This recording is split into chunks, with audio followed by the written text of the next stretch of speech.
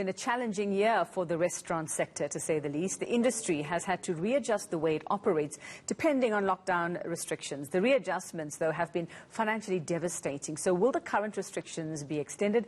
And how will the sector survive if that happens? Well, Heidi Giokos is out and about for us. Let's find out what's happening in Johannesburg, what restaurant owners are telling her. Heidi, good afternoon. And we understand it's been, in just a matter of 2 weeks, we've seen a lot of some of our favorite places having to shut down or shutting down, waiting to hear. What have they been telling you so far today? You've been out and about. Will they survive if this lockdown is extended? Well, Giokos, we were at 2 restaurants earlier this morning where they indicated they will not survive another lockdown. We know, according to the Restaurants Association, that just in these 2 weeks, 1,000 restaurants have shut down and were not able to survive this current lockdown. But we are at a Goddess Cafe here in Pretoria, where they have taken an opportunity to do things a little differently, given the lockdown regulations. And we are joined by the owner, Anelda Martin. Thanks so much for your time, Anelda. I think what you're doing here is quite phenomenal. Perhaps if you can just explain to us what the process is here and how you've managed to adjust your business given the lockdown regulations. Okay, hi. It's quite a tough one. We're basically serving the restaurants into the car. So whatever experience anyone would have in the restaurant, they are now having directly in their car. So we're sticking to the crockery, cutlery, glassware, and we're doing the whole thing in the car. So we're obviously in a fortunate position because we have a parking lot right outside our store. That does make it a lot easier. The fact that we don't trade at night makes it a lot easier. We're not serving any alcohol. We don't often anyway. So we decided to bring the experience into the car. We had to think quite quick, but this did start last year already with the lockdown. It was in July last year. So we kind of got the thing going then. It's quite a process and it's quite difficult to manage, but we've got it right. And are you seeing a demand? Are you actually seeing people coming out and wanting to dine and have an experience like this? Many people are, of course, a little bit uncomfortable getting into a restaurant or a cafe or whatever it might be. But are you seeing a demand in this? Absolutely. It gets this time of the year when we have a lockdown and we serve in the cars, it goes mad. It's also quite novel, so I think people enjoy that. The fact that it's winter and it's not too hot makes it bearable to sit in the car and enjoy the experience. And yeah, I think it's because it's novel too. That was somebody hitting with their board in the car. Okay, and then just tell us what you're expecting or hoping the President to possibly announce if he does speak tonight. We know that the sector has been one of the hardest hits because of the lockdown regulations. Are there any expectations or any pleas for the President to consider? I'm sure that most restaurants, obviously majority restaurants, would obviously want to open. It's vital. Most are taking a lot of strain. So for me, either way, I go with whatever decision is made. If we need to carry on with our roadhouse, then we carry on with our roadhouse. Preferably not having people in the restaurant for another 2 weeks for me would work because my staff are safer, etc.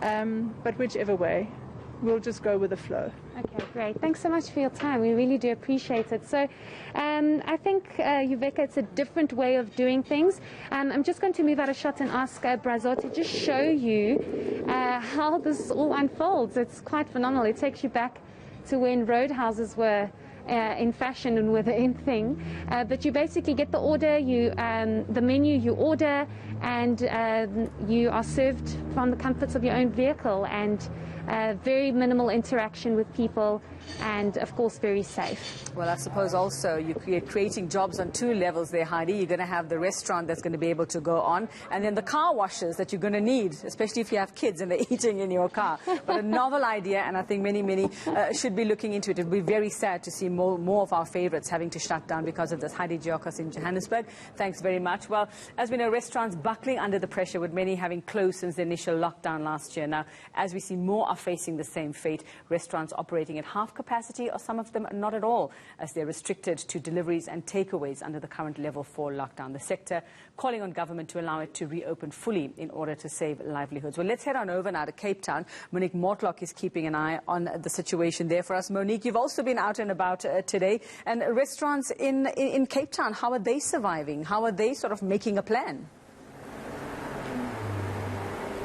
People are holding on, Yuveka. Unfortunately, not all restaurants can implement some of those initiatives, as the restaurant where Heidi is, that Roadhouse initiative, which is something that the Restaurant Association has also been looking into, or trying to get restaurants to buy into that idea. One restaurant that we are at is Tony's restaurant here in Kloof Street, that has been trying to hold on, just like many restaurants we've spoken to.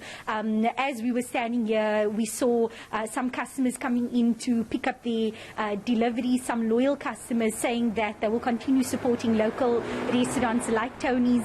But to tell me a bit more about how level 4 specifically has impacted them, I'm speaking to Daniel Chipika, who's the manager here at Tony's.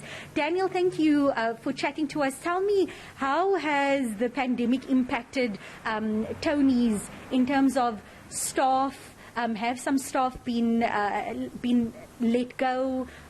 Just tell us about your experience. Okay, fortunately enough, we have managed to keep everybody who has been employed here. That's one thing that we give thumbs up to Tony, because he has looked after us very well. But at the moment, the problem is everybody's struggling, and we all have a lot of things that we need to sort out in our lives.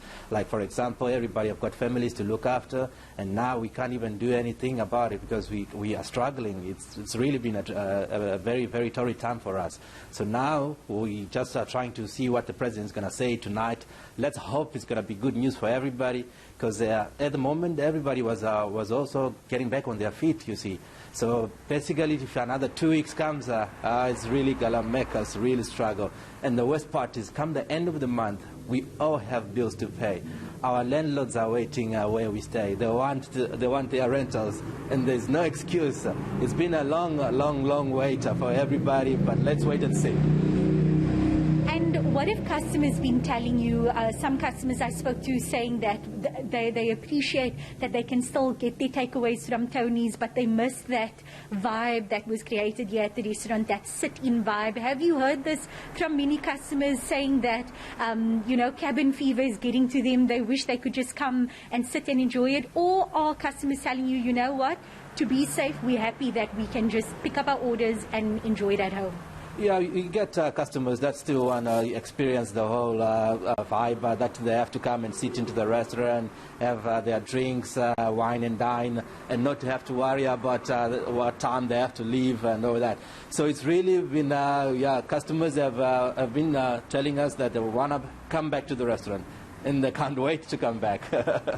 Thank you very much. That was Daniel Chipika, the manager here at Tony's restaurant in Kloof Street, just echoing some of what we've heard from customers as well here in Cape Town, saying that, cabin fever is getting to them. They wish they could come and enjoy their meals at the restaurants. But of course, other restaurant owners also saying they respect the restrictions that have been imposed on them, but they are hoping for some of those regulations to be relaxed.